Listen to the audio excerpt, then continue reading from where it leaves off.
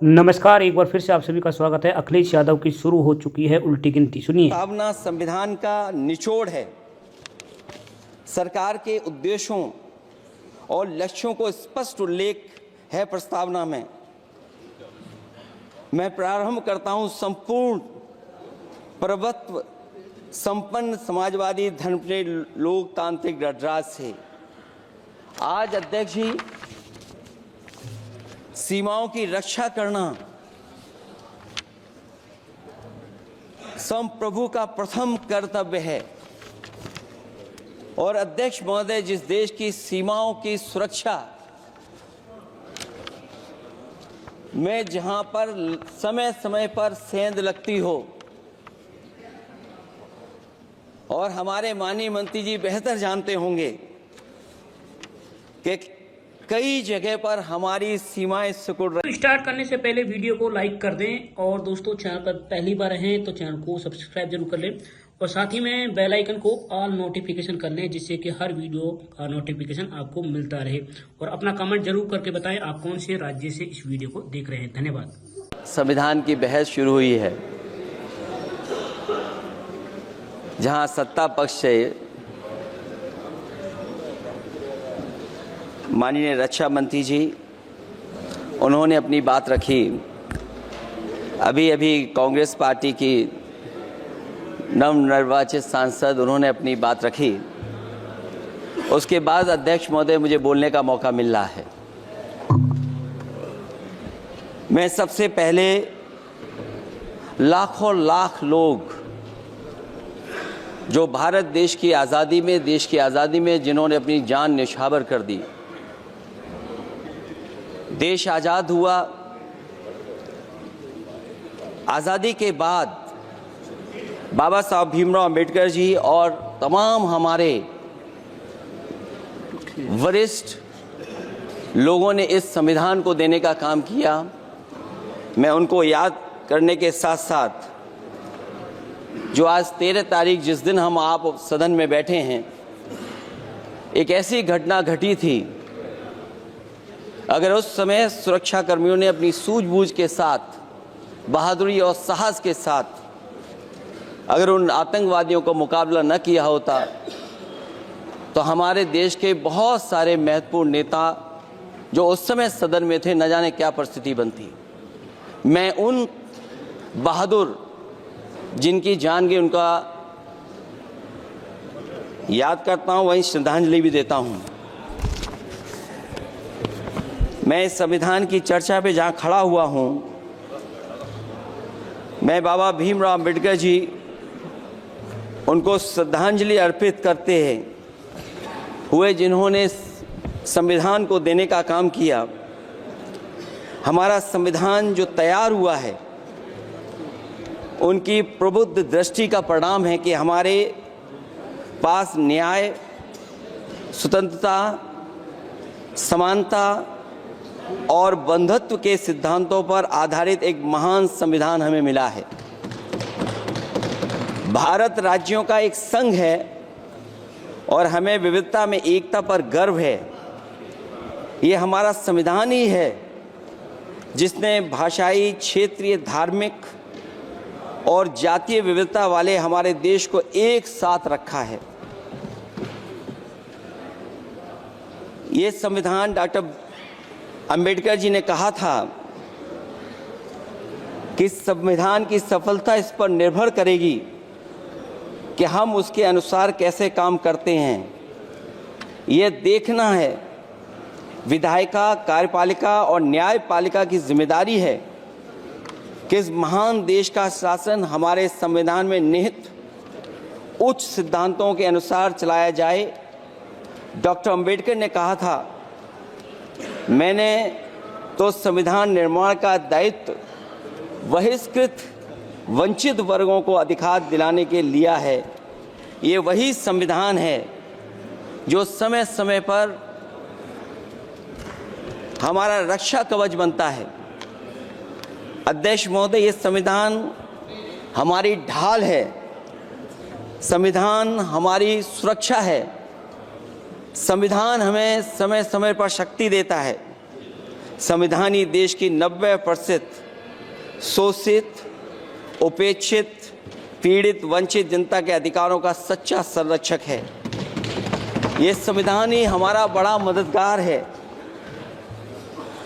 इसलिए ये हमारे जैसे लोग और देश के कमजोर लोगों के लिए और खासकर पीडीए के लिए संविधान की रक्षा जन्म मरण का विषय है। संविधान ही लोकतंत्र की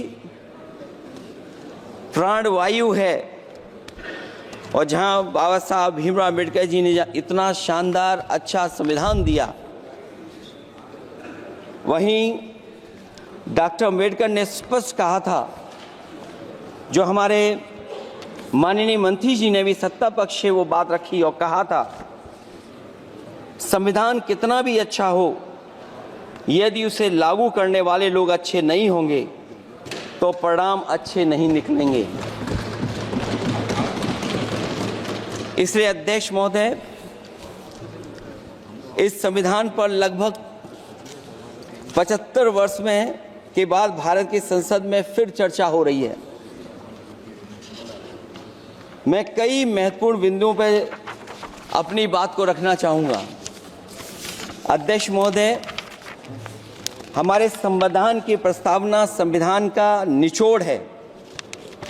सरकार के उद्देश्यों और लक्ष्यों को स्पष्ट उल्लेख है प्रस्तावना में। मैं प्रारंभ करता हूं संपूर्ण प्रभुत्व संपन्न समाजवादी धर्मप्रिय लोकतांत्रिक गणराज्य से। आज अध्यक्ष जी, सीमाओं की रक्षा करना संप्रभु का प्रथम कर्तव्य है। और अध्यक्ष महोदय, जिस देश की सीमाओं की सुरक्षा में जहां पर समय समय पर सेंध लगती हो,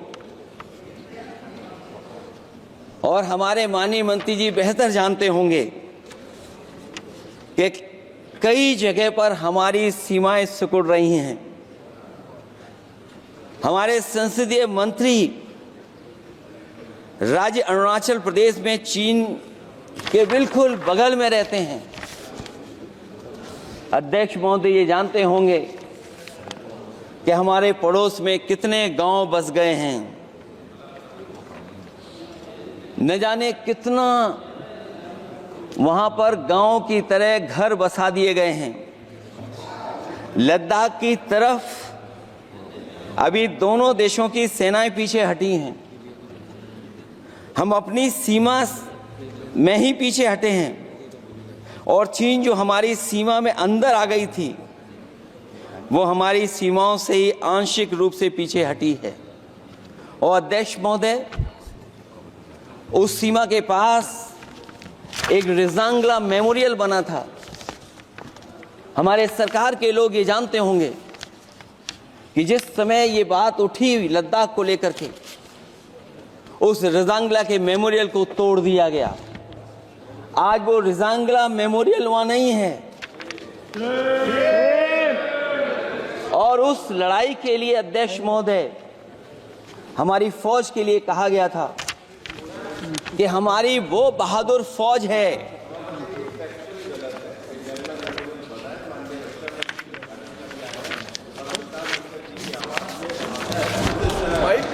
अध्यक्ष महोदय, यही तो फर्क है। कहां पर था, कहां पर बना अब। और अध्यक्ष महोदय, मैं सरकार को बताना चाहता हूं, अध्यक्ष जी, मंत्री जानते होंगे, मंत्री जी, केवल 12 किलोमीटर सड़क बनी थी और पड़ोसी देश ने क्या क्या नहीं कहा गया। और वो समय आएगा जब हमें मानसरोवर और कैलाश पर्वत पे जाने के लिए भी वो देश हमें रोकने लगेगा। तो हमारी आज 75 साल बाद सीमाएं कितनी सुरक्षित हैं। क्या लद्दाख की वो फिंगर्स जहां पर हम पहले थे, क्या हमारी फौज वहीं खड़ी है कि नहीं खड़ी है? अगर आप रिजांगला मेमोरियल जानते होंगे तो लद्दाख की वो सीमाएं जो हमारे देश के अंदर थी, क्या हमारी सीमा वहां तक है कि नहीं है? आज यही है। ये देश समाजवादी गणराज्य बने। समाजवाद का सरल शब्दों में अर्थ है कि समता और संपन्नता हो, लेकिन देश में अध्यक्ष महोदय 2014 के बाद विषमता जिस तेजी के साथ बढ़ी है उसकी कल्पना भी नहीं की जा सकती है। 140 करोड़ में से 82 करोड़ सरकारी अन्न पर जिंदा हैं। अध्यक्ष महोदय, जो देश को ये कहते हो कि हम दुनिया की सबसे तेज। स्टार्ट करने से पहले वीडियो को लाइक कर दें और दोस्तों चैनल पर पहली बार हैं तो चैनल को सब्सक्राइब जरूर कर लें और साथ ही में बेल आइकन को ऑल नोटिफिकेशन कर लें, जिससे कि हर वीडियो का नोटिफिकेशन आपको मिलता रहे। और अपना कमेंट जरूर करके बताएं आप कौन से राज्य से इस वीडियो को देख रहे हैं। धन्यवाद। स्टार्ट करने से पहले वीडियो को लाइक कर दें और दोस्तों चैनल पर पहली बार हैं तो चैनल को सब्सक्राइब जरूर कर लें और साथ ही में बेल आइकन को ऑल नोटिफिकेशन कर लें, जिससे कि हर वीडियो का नोटिफिकेशन आपको मिलता रहे। और अपना कमेंट जरूर करके बताएं आप कौन से राज्य से इस वीडियो को देख रहे हैं। धन्यवाद।